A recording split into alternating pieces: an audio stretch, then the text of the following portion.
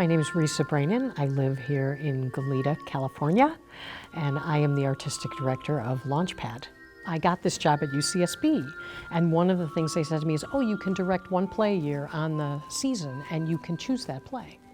And I started to think about, what can I do? This is a research university. It's really important that whatever we're doing here has significance in the field. So I was thinking, well, what could I do here at UCSB that would be something that would fill in that little gap between a reading and a workshop and a professional world premiere? So I came up with that idea of doing something in the middle, so a fully produced play. You know, it's going to have scenery and costumes and lights and it's going to have music and sound and everything else, but it's never going to be open. You know, the writer can continue working on it all through the process. As it evolved, it wasn't called Launchpad at first. It really didn't have a name. And then eventually, as I started to define more clearly what it was, we started to we called it Launchpad, and then came up with this term preview production, which I think describes it perfectly, because it basically says it is a production.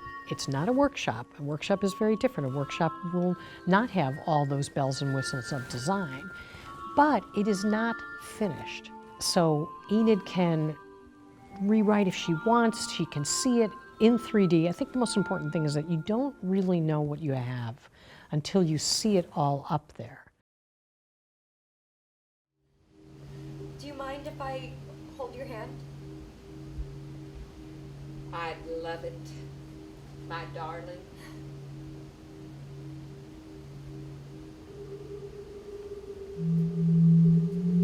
So sorry. Oh my gosh, Yes, you just went out to the car. What'd you do with the keys? You didn't leave them in there, did you? that was really nice. Stop it. It's cool about it.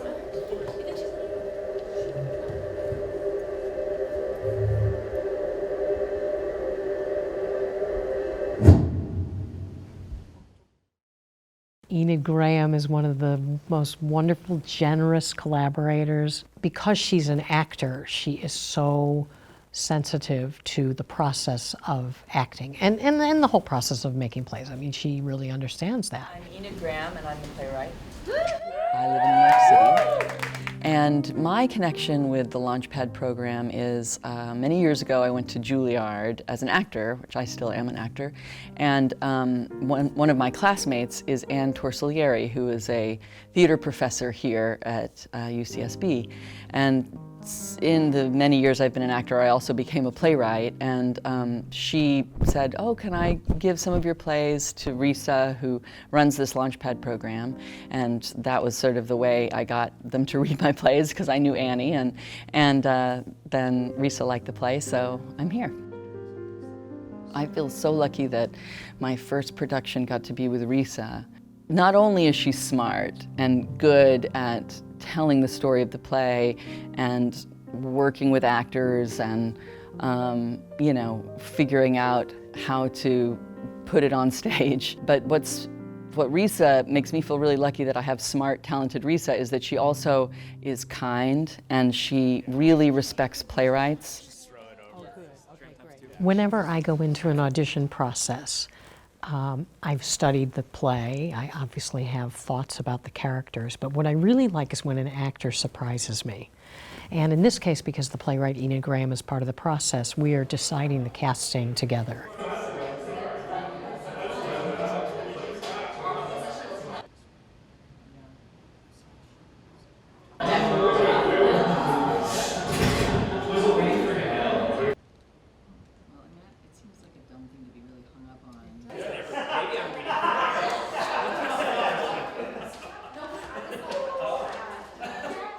This summer, Alexandra Singleton was in our reading series as the young woman and was absolutely stellar. She just had all the right qualities. You are a bad girl! I am not! I don't have to fucking take that from you! I've cleaned up after enough old assholes like you who think they own the world because they were born lucky! And so we knew going into auditions, we knew, wow, somebody's going to really have to nail that to beat her out. I think this production, compared to the other things I've done, it's a lot more multifaceted, which I love. Anyone who's ever dealt with anxiety or depression, that's a very rough thing, because like you imagine a lot of things in your head, and that's especially like when the people playing the other roles are your friends, like it feels very real. And I think working on something like this gives you that perspective without any person having to suffer, and I think it allows people who need to see this and have dealt with that, either firsthand or secondhand, either with themselves or with someone that they care about. It gives them the closure that they need, and I think that that's invaluable. Just put it down. It's okay. It's just a twinge. Surrey! Sorry. You are really doing great. It's okay if it makes you grumpy. Just shut up about that, okay? I'm just saying, I'm proud. What is it now, 3 months? How'd it really happen? I fell at the library. Blake Thompson gave an excellent reading for Surrey. She has that vulnerability of Surrey, but she also has that very positive personality. Surrey is always trying to make everything okay, and it has great hopes for everybody, has hopes for her own future, has hopes for everybody else's future, and she's shut down again and again and again. I thought Blake really got that quality. Surrey is a 46-year-old part-time librarian living with Mrs. Fishell. Learning a lot from her, actually, because especially when she speaks up for herself at the end. I'm not someone who will start fights, or I'm not confrontational, and neither is Surrey, but to be able to explore that time when she does confront Karen, it's Karen at the end, she confronts Karen and Sam. To be able to explore that on stage has helped me, I think, in my real life. I'm so sorry about that. And I don't know what kind of family you are running here. What kind of family you want to have where hard work and care is just pooped on. And someone like Sam, a selfish loser basically, he gets second chance after second chance. Richard, who loves you and is always trying to do what is best for you and has 2 small babies at home, by the way, doesn't get a break about any damn thing. Did they just fire him or what? How awful. And Surrey is another one. I mean, does she just live here for free? She's not even your own child, for Christ's sake. You go, girl. What is this? Cat Cleave with Misty. Misty is a very high-strung kind of character. Not that Cat is like that, but in the audition, I thought she really got that quality perfectly. I started acting when I was in 7th grade, and I went to the Gaslight Melodrama Theater and did a children's workshop, and I got cast as one of the lead roles. So immediately I was drawn to the stage, more so than film and television to begin with. And then all through high school, I did theater there, and then I also did community theater. So I pretty much just knew from that moment on, this is what I was called to do. Take a breath. Maybe she's with Sam and they'll come strolling in here. Oh, Jesus. And here's our Sam, Sam, wake up! Where's Mom? Do you know anything about your mom? She looks terrible. Have you seen your mom? Sam! Have you seen your mom? Shake her again. Wake up! Harry for Richard, a man who is really lost in life and has a kind of sadness about him. And in the audition, Harry really brought that forward in a way that was terrific. I just walked in and sat down. Like, she just... Oh, jeez, I know. Sorry. I know just how you feel. No. Sorry. I would say the challenge in a play like this, which is it's realistic and stuff, is really letting parts of myself into the character and letting them shine through to the audience and really buying into, I am this person, I'm really in this situation, my sister really killed herself, I'm really in this failing marriage, really buying into all of those things and how that would affect me. Even what you seem to be doing to yourself. I'm gonna tell them. No, you're not. Watch me. You guys, come on, it's time to eat. Richard. Danny Blanco, you know, we had several people. In fact, at the end of the auditions, we had 3 actors who were all terrific, and it was a really difficult decision to land. Where are we going to go with this role? Because it really would go in 3 different directions. I guess his quality for the role is that Frank is a very nice guy, an affable guy. He's very pleasant, he's good at making small talk, he's always kind of even-keeled, and of course he's got a dark secret underneath all of that. And Danny really has that. He's, you know, a really likable person. So I think Enid and I thought that was a nice quality for him. I think you really have to be open with your partner, because these really intense scenes, they require, I'm not gonna say they require emotion, but I think you really need to be like in a certain like mental state to carry this scene forward and really bring it to like the best it can be. In this program, like I've known Sierra and Blake for like the past 3 years. We have had classes like every other day with each other, so the fact that I've already known them well and I'm comfortable with them already, I think that really does help going into these scenes. So what? I'm so sorry, Mrs. Fisher, young lady, but I can't just stand by and listen to the ravings of a Why drug don't addict. we talk So I'm about gonna it? be rude and leave. You know, in the just middle. get out, you coward! Betty Galindo came in and had the perfect quality for Karen, who is a very put together, at least on the outside, a very put together, poised person who is really fighting to hold on to that. Well, underneath she's got a lot going on, but on the outside she is strong. Everybody thinks that she's, you know, without any weakness whatsoever, and she of course has weaknesses, as we all do, and I thought Betty came in and really gave a strong reading for that. They're really good. They're delicious. One is enough. What? Don't overdo. You don't want to go back to that, Karen. I think the greatest challenge for me has been really trusting that I can go full speed ahead and be very firm and direct. Growing up, you know, there is this idea that if a woman is very direct and firm and sort of carries this strong drive energy, that she's automatically categorized as bitchy. And so I actually was talking to Risa about this. I think one of the hardest things was not letting those fears trickle in, because they're not true, but society has made it to be perceived that way, which is really sad. And I think it's sort of an opportunity for me to channel that strong drive. I just got back from New York, and I was a part of a great summer intensive at National Theatre Institute at the Eugene O'Neill in Connecticut, and I was lucky enough to get a scholarship called the Miranda Family Fund.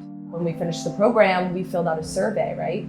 And at the end of the survey, they were like, congrats, surprise, we're flying you out to New York City to meet Lynn and to do these workshops and meet everyone in the fellowship. And I was just like, I didn't think it was real. Their main goal is to get artists to collaborate with each other, especially people of color, to intermingle. And I went there and met Lynn, and he was just the sweetest guy ever. And we did a workshop with him and talked a lot about his process, about how he wrote Hamilton and In the Heights, and what his process was like with developing characters. Where does he start? Who do you reach out to when you want good feedback, and who to trust with that? Because it's something really sacred to a lot of people who create their own work. Martha loved everybody. This beautiful life. Ha ha ha. I believe it all, but of course I was only a kid. The sun on my face. The sun on my face. The sun on my face. The sun out of your dirty mouth. Sierra has, first of all, she's an incredibly versatile and talented actor. We've seen her do lots of different things. This is an unusual role for her in that the character is rather dark. But in the audition, she was able to show that range, that the depth of this woman who, you know, is really struggling with her past. She has a drug addiction. She's at the drug, alcohol combination of things. She's in a moment of where she's clean and sober when the play starts. But we have to see the edge there. And I thought Sierra really brought that into the audition beautifully. I'll deal with everything. I do things. Hey, great. Take care of it all, including the girl. If things don't work out with your lady rider, maybe you can chicken hawk it. She's pretty. Almost as pretty as the real thing. So my plans are, after this year, big question for all the seniors, Right now, a bunch of us are gearing up to audition for grad school. So I've written down how much tuition is for each school, except Lambda, just all this stuff just came out like this week, so I haven't filled it out. But, and Yale, you get a full ride if you get in. But, so it's like tuition, when is the deadline for the application? The life of an actor is very unknown, which is terrifying to a lot of people, myself included, but also part of why we do it. What she did, what Martha did, it was like she took a giant black marker and crossed through all those beautiful words, because what meaning could they have after that? Just sit down.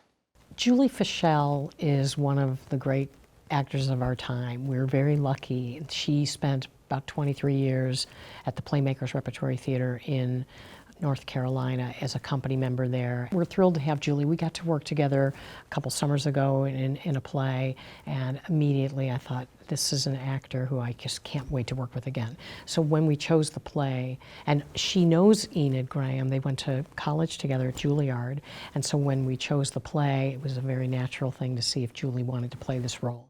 I was very lucky to work right out of college professionally, and then eventually went to grad school at Juilliard, and really have spent the last 23 years or so of my life at UNC Chapel Hill, acting in a professional company there, and also teaching undergrads and graduate students. So I've had a long history of working in an intergenerational situation, and I like it very much. Serve alcohol. We have tea, or would you like water? Just straight. Oh, Jimmy, no whiskey. Do you want tea? No whiskey? That's a shame. Brian Harwell, who's a local favorite, he's done a lot of work with us, and we're so lucky to have them. And that is such a beautiful thing that happens in rehearsal between the professional actors and our young aspiring actors. I've always felt that that's an important relationship to have. I think you really learn through that relationship, both the professional actors learning from the young actor and the young actors learning from the professional actor, and it's a wonderful exchange, which is, you can see happening in rehearsal. For a few years, I was the advisor for this department of theater and dance, and so I know this department well and the work that is done here, and so I'm very excited about the opportunity to come in as a guest artist to work with the playwright, Enid Graham, and Risa, Brainin, the director, and Julie Fishell, who's another faculty member who's a guest artist, and then of course all the wonderful students that are involved in this production.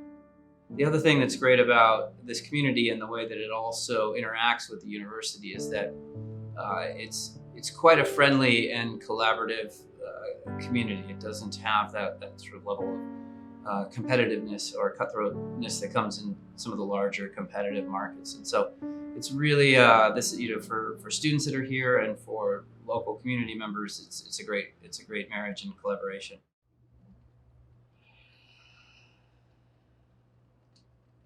No, it's different than the professional world where obviously you would get people the right ages, like this play, there's only really one character that's the right age, which is the young woman, and everyone else is too young, for their parts. But so since we didn't do that, like in a professional world, you would have that kind of categories. But since we didn't have that, everyone was kind of the same age, then it became just what qualities like you could see what could emerge or might emerge from someone that would be the closest to the qualities of the character. And none of the people obviously are anything like these characters in their real life. But sometimes you just feel like you can see an echo of a Surrey, that person might be able to access, Blake might access what that is, or I think Betty might have a little Karen in her, and you make your best guess, I guess, in casting, but I think we guessed really well. So I'm excited because they're really embodying them now, and it's really fun to see that.